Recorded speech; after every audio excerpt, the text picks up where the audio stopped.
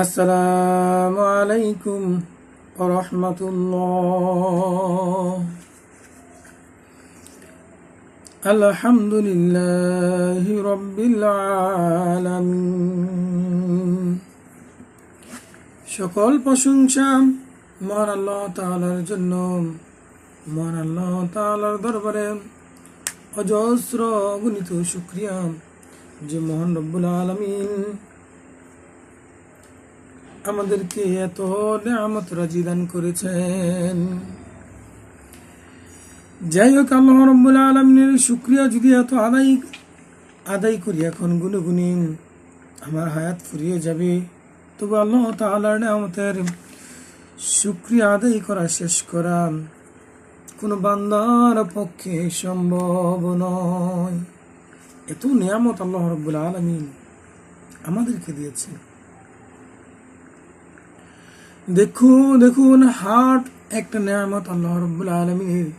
যদি একটু প্রবলেম হয়, লক্ষ লক্ষ টাকা লাগে সেই হার্টের একটু প্রবলেম সলভ করার জন্য। হার্টের একটু প্রবলেমের জন্য এত টাকা চলে যায়। ও আমার প্রাণের ভাইরা, আসুন এবার জেনে নেই আজকের যে মূল আলোচনা। সে আলোচনা হলো মান্নত, বা আমরা কথায় কথায় কসম করে ফেলি।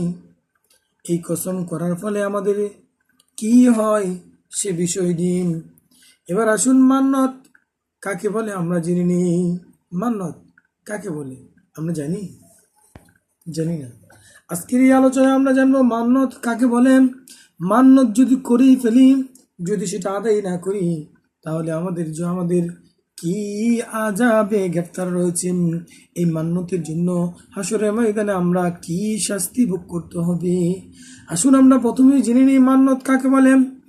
মান্যত হলো কোনো বিপদে পড়ার পর, কোনো বালা মুসিবত আসার পর, বা কোনো কিছু চাওয়ার পর আল্লাহ রাব্বুল আলামিনের দরবারে কোনো যে জিনিসটা চাইতে হবে সেই জিনিসটা কিন্তু অবশ্যই আপনার জায়েজ হতে হবে, নতুবা কিন্তু কখনই হবে না।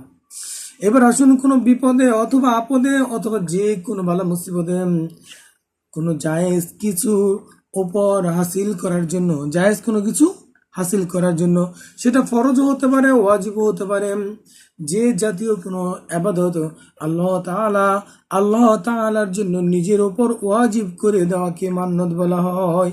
যেটা আল্লাহ তাআলার ওপর অকাট্যভাবে দেওয়া হয়েছে, কিন্তু সেটা নিজের উপর অর্পণ করা। যেমন খোদার কসম করে বলছি আমি এ কাজ করি নাই, এটা কার ওপর কসম খাওয়া হয়েছে? আল্লাহ তাআলার ওপর কসম খাওয়া হয়েছে। যেমন মান্নত কাকে বলেন? যেমন যদি আমার সন্তান পরীক্ষায় পাশ করে, কি করে? তাহলে আমি মসজিদে তাহলে আমি 10 কেজি মিষ্টি মসজিদে দিব। এটা আমরা অনেকে বলে থাকি। এই যে আরো একটা গলত কাজ জানেন কি? মান্নতের জিনিস কিন্তু আপনি মসজিদে দিতে পারবেন না, দিলে গুনাহগার হবেন। মান্নতের জিনিস কখনোই মসজিদে দেওয়া যাবে না। ও আমার ভাইরা, ভালোভাবে শুনে নেন। মান্নতের জিনিস এতিম, মিসকিন এবং মাদ্রাসার লিল্লাহ ফান্ডে আপনারা দিতে পারবেন। আমরা যারা মান্নত করে থাকি এভাবে যে আমার মেয়ের যদি বিয়ের ব্যবস্থা হয়ে যায়, তাহলে মসজিদে আমি 500 টাকা দান করব, এটা কিন্তু মসজিদের নামেই আপনি কিন্তু কসম করেছেন। কিন্তু এই মান্নত যেটা করেছেন, সেই মান্নতটা কিন্তু মসজিদে খাওয়াই আপনার জন্য গুনাহ।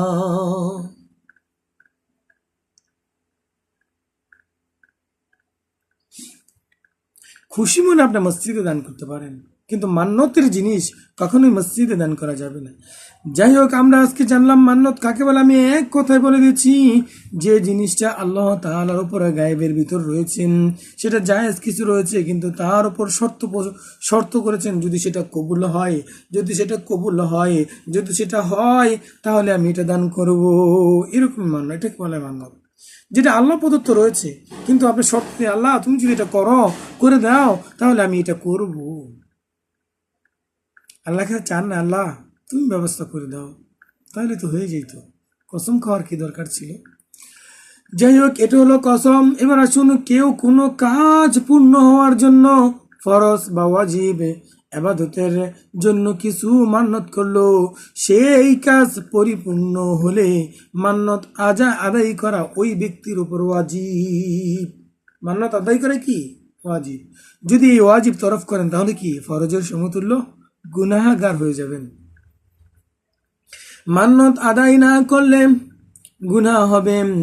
শরীয়তে গৃহীত কোনো বিষয়ের মান্নত করলে তা পুরা করতে হবে। যদি আপনার শরীয়ত সম্মতভাবে কোনো মান্নত করেন, অবশ্যই সেটা আদায় করে যেতে হবে।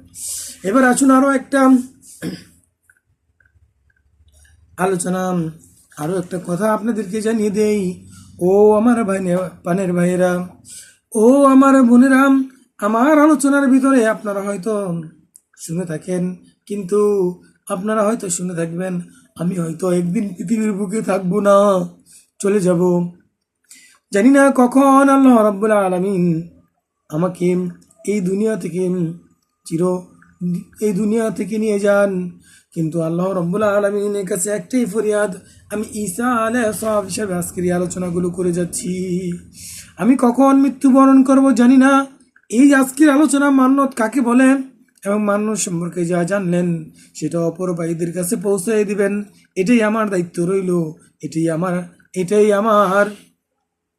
এটাই আমার বাণী আপনাদের কাছে, আপনারা যারা শুনবেন। এবার আসুন, কেউ যদি বলেন হে আল্লাহ, আমার অমুক কাজটি সমাধা হলে 5টি রোজা আমি রাখবো, এরকম আমরা শর্ত দিয়ে থাকি না? হে আল্লাহ, আমার যদি ওই কাজটা সমাধান হয় যে এইবার যদি আমার গাভীর ঘর থেকে একটা গাভীর বাচ্চা হয়, তাহলে আমি 5টি রোজা রাখবো। কয়টি? 5টি রোজা রাখবো, বা মসজিদে 500 টাকা দিব। কথা কিন্তু আমরা বলে থাকি। তবে ওই কাজটি সমাধান হলে 5টি রোজা রাখা ওয়াজিব হবে, আর সমাধান না হলে ওয়াজিব হবে না। যদি শুধু বলে যে আমি 5টি রোজা রাখবো, তবে তার ইচ্ছে একসাথে এক নাগারেও রাখতে পারবে, ইচ্ছে হয় ভেঙে ভেঙেও রাখতে পারবে। কিন্তু রমজান শরীফের রোজা কিন্তু ভেঙে ভেঙে রাখা যায় না। ও আমার ভাইরা, এভাবে 1-2 করে ভেঙে ভেঙে 5টি রোজাও সে পূর্ণ করতে পারবে। আর যদি মান্নত করার সময় মুখে বলে যে, মনে মনে নিয়ত করে থাকে যে একসাথে 5টি রোজা রাখবে, তবে একসাথেই রাখতে হবে। কোনো কারণে মাঝে একটি ভেঙে ফেললে পুনরায় আবার তাকে 5টি রোজা আদায় করতে হবে। বুঝতে পেরেছেন আমার ভাইরা?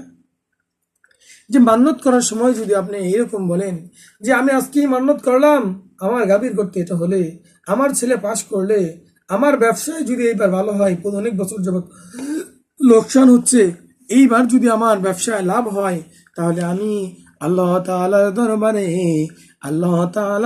দরবারে 2 রাকাত নামাজ আদায় করব। সেটা হলো এই মান্নতের জন্য সালাত আদায় করা। তো আল্লাহ রাব্বুল আলামিন আমাদেরকে এই মান্নত না করার জন্য তৌফিক দান করুক। কারণ মান্নত করা ভালো নয়। কেন জানেন? 2টা জিনিস থাকে। আপনি মান্নত করলেন, আয় আল্লাহ, আমার ছেলে যদি পাশ করেন তাহলে আমি 5টি রোজা রাখবো। এখন শর্ত হলো আপনি 5টা রোজা রাখবেন, 5 দিন আপনি বাঁচবেন, এই রকমের কোনো গ্যারান্টি আছে কিনা? এই রকমের কোনো নিশ্চয়তা আছে কিনা? বা আপনার যে পরীক্ষায় পাশ হবেন, ওই পাশ হওয়া পর্যন্ত আপনি বেঁচে থাকবেন কিনা, সেজন্য সন্দেহ। ও আমার ভাইরা, এই জন্য মান্নত বা কসম করে কোনো কিছু বলবেন না করা ভালো। যদি কোনো কারণে করেই ফেলেন, তাহলে অবশ্যই সেটা আদায় করা হবে। এখন ধরেন আদায় না করে মৃত্যুবরণ করলেন, তখন কি হবে? ও আমার ভাইরা, ধরুন আপনি মান্নত করলেন যে আমার মেয়ে যদি বিয়ে হয়, অনেক বছর যাবৎ বিয়ে হয় না, আমার মেয়ের যদি বিয়ে হয়, তাহলে আমি ওয়াদা দিলাম আমি একাধারে 3টি রোজা করব। এরকম করে না? 1003টি রোজা করব, অথবা 1000 টাকা মসজিদে দিব। এখন ঘটনা কমে আপনি মান্নত করলেন, কিন্তু বিয়ের তারিখ সব কিছু ঠিক হলো, কি হলো? বিয়ের তারিখ ঠিক হয়েছে যে আগামীকাল বিয়ে। এখন আজকে রজনীতেই আপনি মারা গেলেন, আপনার এই মান্যত আদায় করবে কে? ও আমার ভাইয়েরাম, এই জন্যই মান্যত করা ভালো নয়, মান্যত করা ভালো নয়, মান্যত করা ভালো নয়। মান্যত কখনোই যেন না করতে হয়। এইভাবে আল্লাহ তাআলার কাছে চাইবেন, আয় আল্লাহ, তুমি তো রহমানুর রহিম, তুমি, আমি দু রাকাত নামাজ আদায় করবেন। আয় আল্লাহ, 2 রাকাত নামাজ আদায় দাঁড়াবেন। এই নামাজটা এই জন্য তাকে দাঁড়াইতেছেন যে আল্লাহ তাআলা যেন মাকসাদ পূরণ করে দেন, মাকসাদ পূরণের সালাত। 2 রাকাতে শুকরিয়ার নামাজ আদায় করলেন, আয় আল্লাহ, তোমার কুদরতি পায়ে সেজদা করলাম, তুমি মাওলা আমার মেয়ের, আমার সন্তানের বিবাহের ব্যবস্থা করে দাও। এরকম চাবেন। 2 রাকাত নামাজ পড়ি তাহাজ্জুদের সালাত পড়ে যাবেন।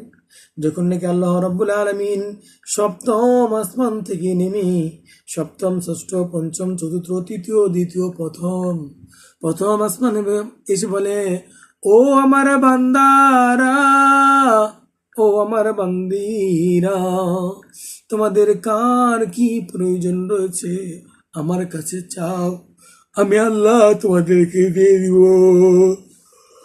আমি আল্লাহ তোমাদেরকে দিব। সুতরাং আল্লাহ রাব্বুল আলামিন আমাদেরকে এইভাবে বলে ডাকতে থাকেন, কেন আমরা মান্যত করতে যাব? যাই হোক, আমি বলতেছিলাম যে মান্যত করে যদি আপনি মারা যান, তাহলে সেই মান্যত আমরা আদায় করব কিভাবে? আজকের যে আলোচনা, এই আলোচনাটা লম্বা হয়ে যাচ্ছে, সেজন্য আমি এই আলোচনাটা এখানে শেষ করতে পারলাম না। আল্লাহ যদি তৌফিক দান করেন, আগামীকাল রজনীতে আপনাদের জন্য এই মান্যতের রোজা যদি রেখে মৃত্যুবরণ করেন, তাহলে আমরা এই মান্যতের রোজা কিভাবে সমাধান দিতে পারবো, এ বিষয় নিয়ে ইনশাআল্লাহ আলোচনা করব।